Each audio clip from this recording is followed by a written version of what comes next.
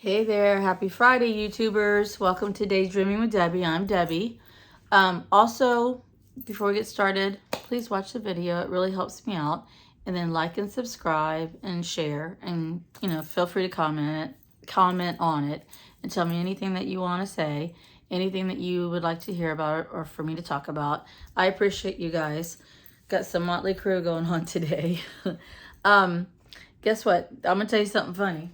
And I'm not going to get up and be I'm not going to get up and expose myself. But you know how when you work from home and you get on the videos and you only are covered from the top up? Well, that's me today.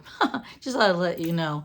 That's the beauty of stuff like this. Like, you'd never know. I'm just walking around in my t-shirt, underwear, and having coffee. Don't know if I really needed to put that out there, but I wanted to put a little bit of something kind of funny out there before I talk about the nitty gritty, the stuff I wanted to talk about. So, you know that I'm struggling financially. When I say struggling, I am struggling, but I mean, I'm eating, the lights are on, there's a roof over my head, there's termites in the house, but hey, take the good with the bad. So, I am going through bankruptcy to save my home.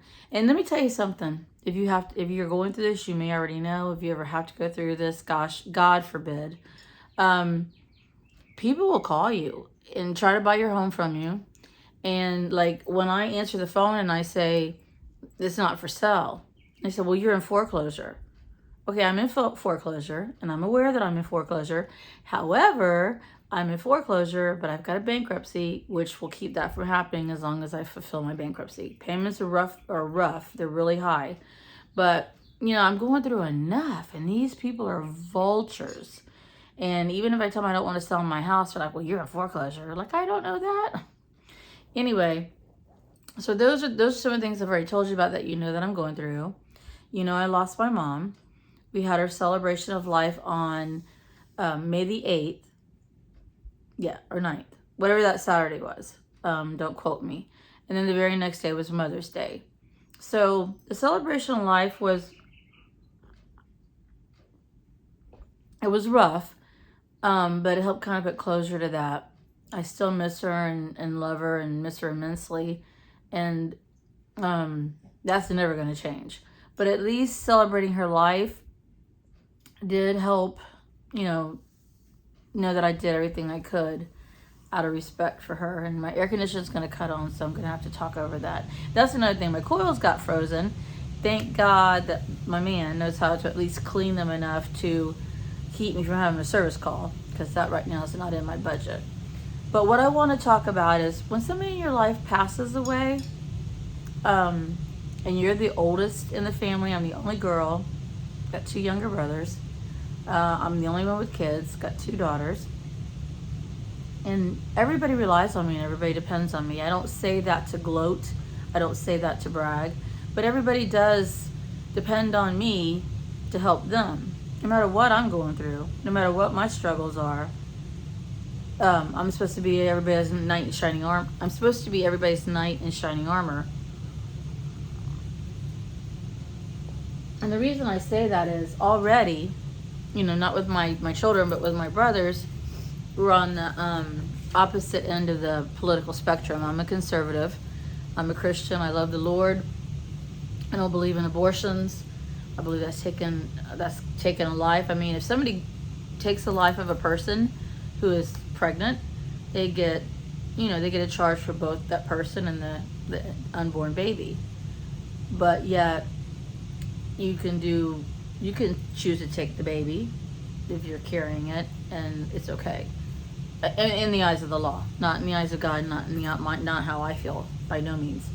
But anyway, so that's one reason I lean so far to the right, and I believe in their principles. I believe in following them because it aligns more with my heart and how I feel and the things I feel so strongly about. Like, I don't believe.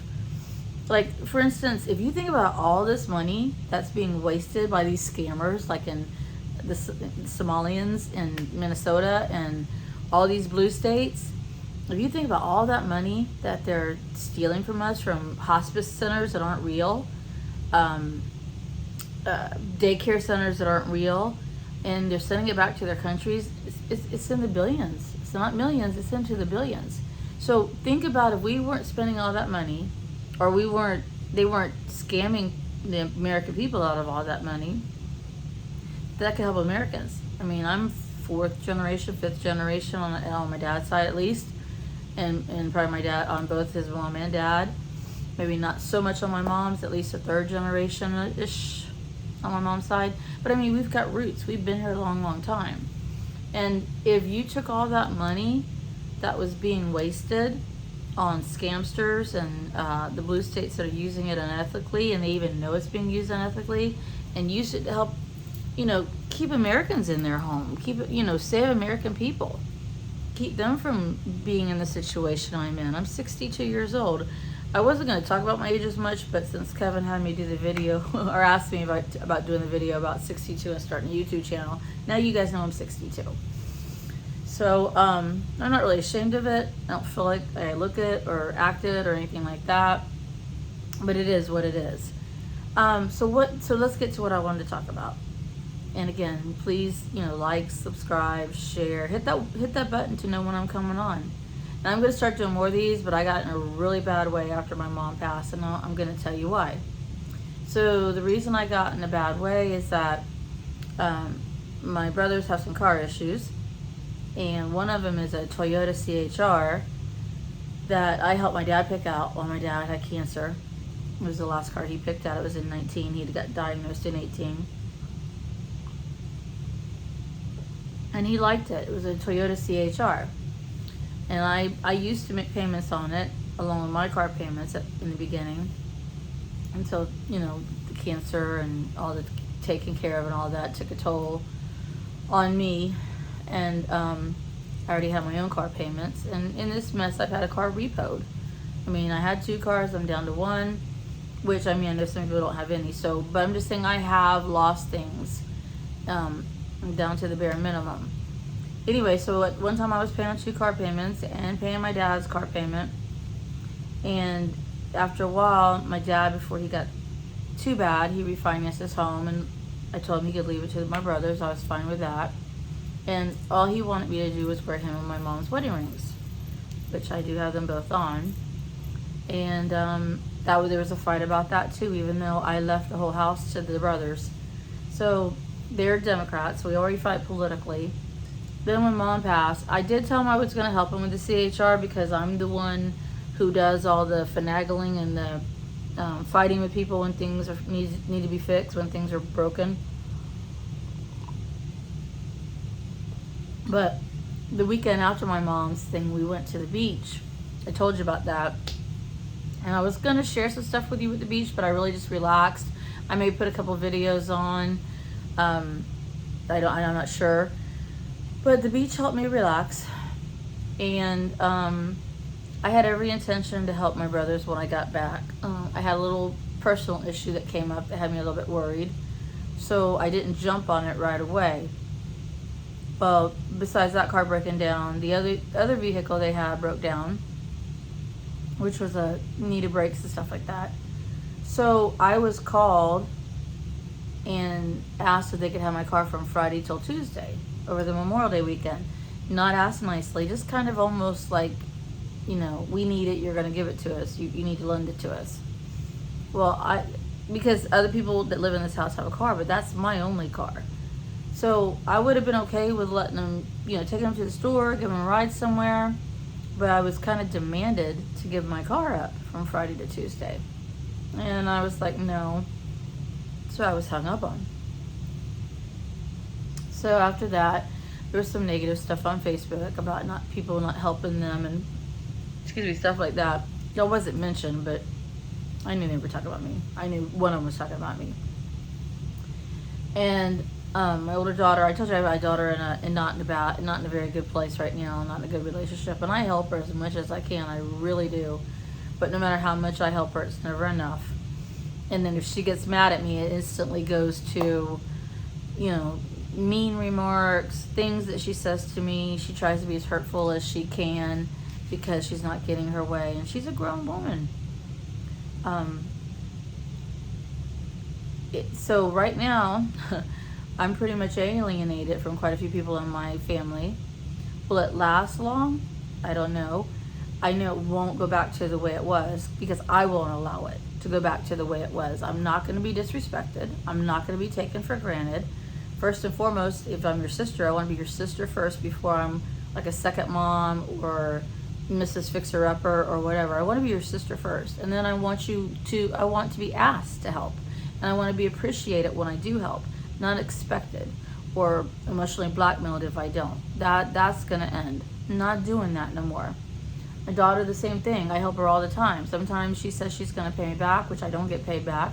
Sometimes I just give it to her because she's got my grandchildren.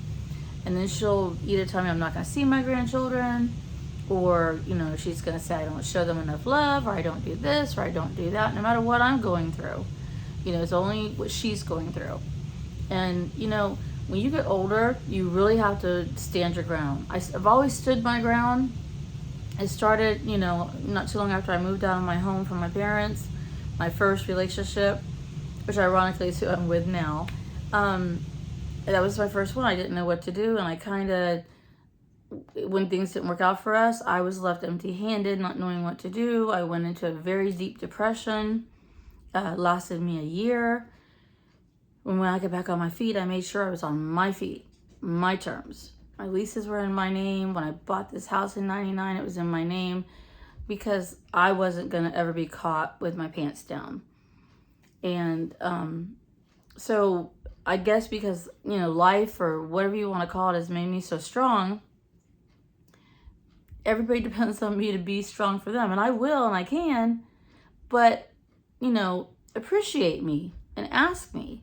And show me that you're glad that I help. But don't expect it. And don't blackmail me if I don't. And don't be mean to me. Threaten me that I won't see my grandkids, or you're going to leave and I'll never see you again. You weren't talking that way or feeling that way when I gave you money to help you out that you were supposed to pay back, or even just gave it without asking for it back. So I'm going to start being more, I'm going to look out for me because nobody else is going to look out for me. I mean, the person that I told you in the beginning of my adulthood of moving out from my parents' house, it didn't work out. We're together now and it's a whole different relationship. And I think he knows that I am independent and I am strong and I will stand up on my own 2 feet and do what I have to do. And there's a big respect between us because you should be able to lean on your significant other. I agree. But also too, if they know that you, and I could be wrong, this doesn't have to go for everybody, but if you're totally dependent on that person and they know that, sometimes they take advantage of it. So, I mean, I know that he'll do anything for me now, and I know that he knows that I'm crazy and I'm strong and I stand on my own 2 feet. Don't get me wrong, and I'm not condoning this, and I'm not telling you this is a way to handle it, but there's times when I have to have a few drinks at night because I feel like they're driving me crazy around here. I do it in my own home. I'm not driving around or something like that, but just to relax, take the edge off. But I'm not gonna keep living my life to where I have to have a drink or two because everybody's driving me crazy. I'm just gonna start being strong and on my own 2 feet. You want my help? Come at me the right way, or come and ask me the right way, approach me the right way, show me you appreciate it. Threatening me or silent treatment, we're not playing that anymore. So this wasn't like to go on here and bash anybody, by no means, but I know that a lot of people, when the family unit or the matriarchs of the family pass, things fall apart. So if you're going through that, if things are falling apart because of loss of a child, of a parent, of somebody significant in the family unit, and everybody's just falling apart, you're not alone. Just know that you're not alone. So I'm not changing my political stance. I'm still going to be who I am. If I'm standing here with just my man and my one daughter and that's all I got, so be it. That's what's meant to be. I'm not discouraging or saying I don't want people in my life, but it's not going to be always their terms. If they can't accept my terms, You know, it's gotta be equal. It's gotta be so equal to, you know, I'll help you. I'll be there and I'll do anything I can to help you. But if you're going to disrespect me and threaten me or say this, that, or the other, I'm not that girl. I'm not your girl. So that being said, sorry that I was away for so long. Because like I said, after the celebration of life, I went away for a weekend. And it was a very relaxing weekend that I very much needed. I think there was jealousy there that I even did that. Because I took some time for me. And then when I came back, all hell hit the fan. Because I didn't get right on helping people.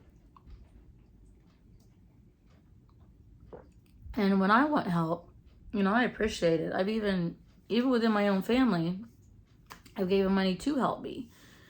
So, and just appreciate people. And please, when you lose people in your life, family members and such, don't let that tear you down or break up your family. It's horrible. It's bad enough to lose. It's bad enough to lose your family members that you've lost. And my mom and dad would not want the division that's going on in this family by no stretch of the imagination. I mean, hopefully they don't know from where they are in heaven that there's the division here and there's the hold on a second. Something fell on the floor and my OCD won't let me let it stay there. Go on, Daisy. Don't let your family members, you know, I don't know, blackmail you or make you feel bad. If you can't do something, you can't do it. Do it on your terms. Do it when you're ready. Daisy wanted to come up here. She said no matter what happens, this is Daisy. Say hi, Daisy. Say hi. No. She's spilling the coffee on me. You can't have coffee. Coffee's not good for dogs. This is Daisy, one of my babies. I don't know where Bear is. I might have to see if I left him outside, but he's okay. He's short-haired. He's a Chihuahua. He likes it outside where it's hot. But anyway, you guys have a fantabulous Friday, or fantastic, or fabulous, or whatever. But I say fantabulous to throw it all together. And thank you for watching. I hope this helped you. Put in the comments if I can add some additional things that you'd like me to talk about, or ways that I try to get through it. I'm not saying I'm an expert. I mean, I struggle to get through it sometimes. But today's the last day of school here in Florida, at least in our county. And so summertime is here. Yay. So come back, visit me, sit with me. If I'm saying things that you'd like me to elaborate on, or there's some more things you'd like me to talk about, feel free to ask me. And I'll be glad to add it into my channel. You tell me what you want me to hear, what you want to hear. Daisy's down here listening. She's jumping back up again. Excuse me. She just didn't want to get up in the camera. She wants to get up on the arm and get behind me. So make it a great day. I will try to jump on here tomorrow, or maybe after the graduating kindergarten gets home from school. Her and I will talk about what it feels like to be a graduate of kindergarten and going into first grade next year.